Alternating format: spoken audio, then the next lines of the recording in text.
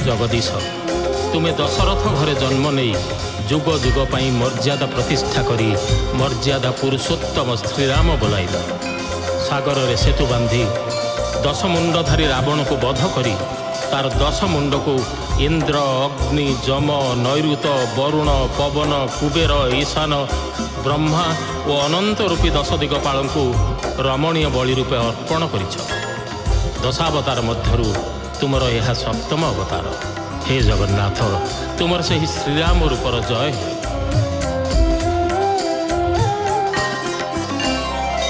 दशरथ कौसल्याङ्क पुत्र रूपे जन्म नेला मर्यादा पुरुषोत्तम जुगे जुगे बोलाइला सागर रे सेतु बांधी रावण को वध कला दश दिगपालंकु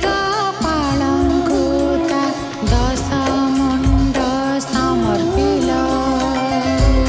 जय हे श्री राम जय जय रावणारी जय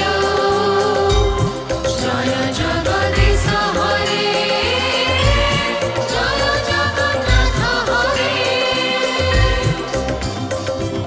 हे जगन्नाथ हे हरि हे केशव तुमे बलराम अवतार रे कलायुध धारण करिथिल नील मेघ परी तुमे जो नीलांबर परिधान करिथिल लंगल मुनरे विताड़ित हेबा भयरे ताहा डरी जाई जमुनार नील धारा परी शोभा पाउथिला।